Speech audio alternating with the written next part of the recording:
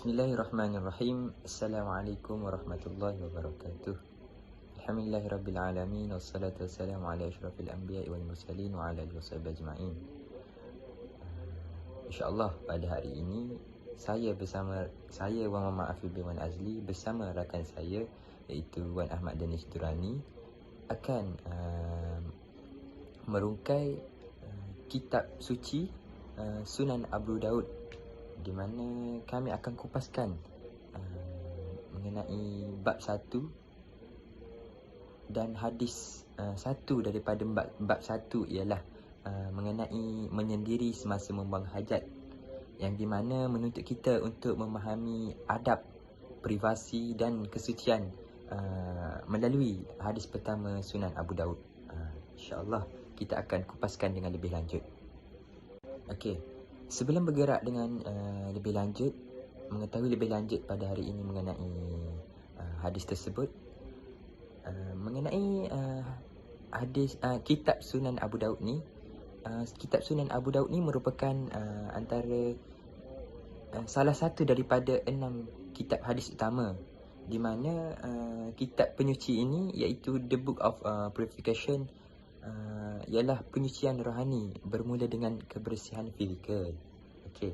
Untuk bab 1 ni iaitu tajuknya adalah menyendiri semasa membuang hajat. Asas pertama, adab bersuci, di mana kesucian ni bermula dengan privasi. Imam Abu Daud meletakkan bab ini sebagai asas sebelum menyentuh hal-hal wuduk dan mandi. Seterusnya kita bergerak kepada hadis yang berkaitan dengan menyendiri semasa membuang hajat. Daripada Al-Mughirah bin Syu'bah, apabila Nabi Muhammad SAW pergi untuk membuang hajat, baginda akan pergi ke tempat yang jauh. Di mana kalau kita tengok daripada hadis ini,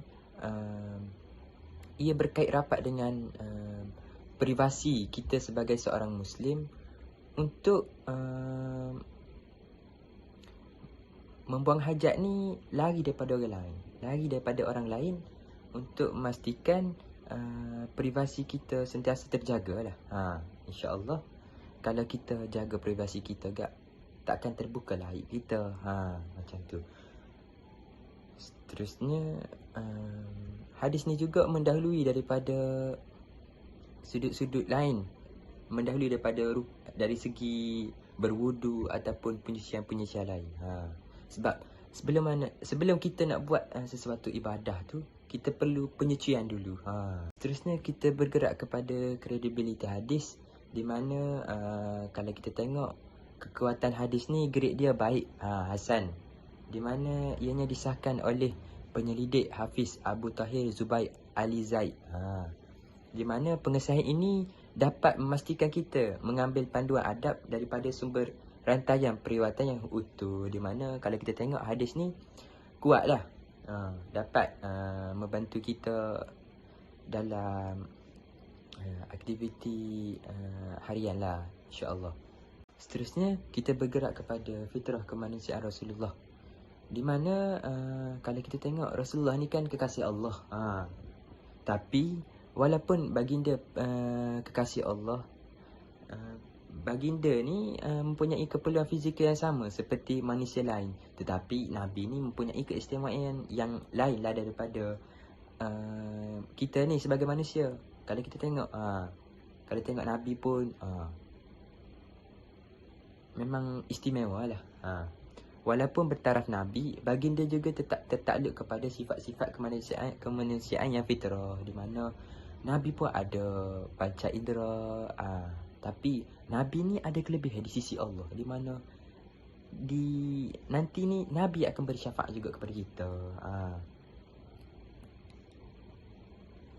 Tapi Nabi ni sempurna dari segi rohani. InsyaAllah. Seterusnya saya serahkan kepada rakan saya. Assalamualaikum warahmatullahi wabarakatuh. Bismillahirrahmanirrahim. Alhamdulillahirabbil alamin wassalatu wassalamu ala asyrafil anbiya'i wal mursalin wa ala alihi washabbihi ajma'in. Terima kasih kepada saudara Afif atas penerangan sebentar tadi. Jadi saya akan teruskan dengan slide yang seterusnya, iaitu pada yang makna tersirat perlindungan dan privasi. Baiklah, kita dapat lihat pada hadis nombor 2 sebagai sokongan kepada hadis pertama yang diterangkan oleh saudara Afif tadi, yang meriwayatkan bahawa baginda SAW pergi jauh supaya tiada sesiapa yang dapat melihatnya. Apa yang kita dapat faham pada hadis ini adalah matlamat utamanya adalah untuk memelihara aurat dan maruah diri dengan tahap sifat malu yang paling tinggi. Kerana aurat ini bukan bukan sebarang orang dapat melihat aurat kita. Hanya segelintir, hanya setengah orang saja dapat melihat aurat kita. Jadi aurat ini merupakan kita punya aset, kita punya maruah diri yang perlu kita jaga. Tidak kira lah kita siapa pun. Baiklah, kita lihat pada slide seterusnya, iaitu landscape Madinah abad ke-7.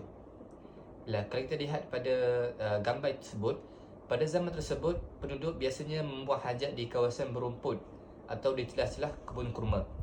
Menjauhkan diri memerlukan usaha fizikal yang disengajakan semata-mata untuk memastikan baginda benar-benar terlindung daripada pandangan umum.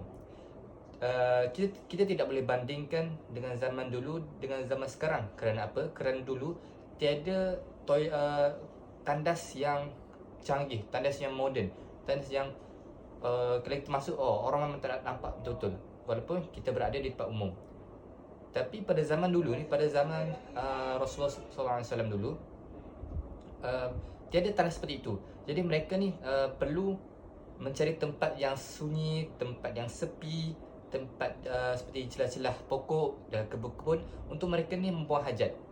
Jadi kita dapat lihatlah bahawa pada zaman dulu orang-orang penduduk akan mencari tempat yang berkawasan berumput dan sebagainya. Baiklah, seterusnya iaitu hak ilahi ke atas sifat malu kita. Mengapa perlu sangat berhati-hati ketika menanggalkan pakaian di tempat terpencil? Baiklah, sama-sama kita pelajari. Allah mempunyai hak yang lebih besar untuk kita berasa malu kepadanya. Kita bersembunyi daripada manusia demi maruah, tapi kita memelihara adab dalam kesendirian kerana kesedaran bahawa Allah SWT Maha melihat. Seterusnya, blueprint adab membuang hajat. Apa yang kita maksud blueprint adab membuang hajat ni? Ia seperti rujukan ataupun panduan untuk kita ni menjaga adab ketika membuang hajat. Yang pertama, iaitu cari tempat yang sunyi dan jauh daripada orang ramai.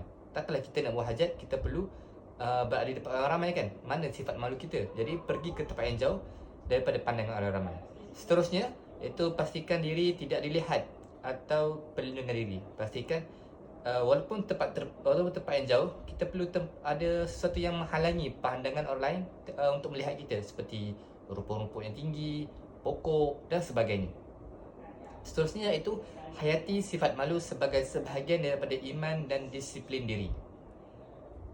Adab memajak yang ketiga, kita perlu hayati bagaimana sifat malu tu sebagai kita punya perlindung, sebagai kita punya disiplin diri supaya sentiasa menjaga adab ketika membuang hajat. Sebagai kesimpulannya, kesopanan dalam kesederhanaan. Islam sangat mementingkan kesopanan dan kebersihan. Malah dalam urusan sekecil dan seremeh membuang hajat sekalipun, ia terikat erat dengan tahap keimanan, maruah kemanusiaan dan kesedaraan spiritual yang tertinggi. Baiklah, jadi pendapat saya, kita perlu contohilah bagaimana tata tusila, cara dan adab bagaimana Rasulullah SAW membuang hajat. Kerana Rasulullah SAW itu merupakan kita punya role model yang terbaik sepanjang zaman. Jadi itu saja daripada kumpulan kami. Wabillahi taufiq wa hidayah. Assalamualaikum warahmatullahi taala wabarakatuh.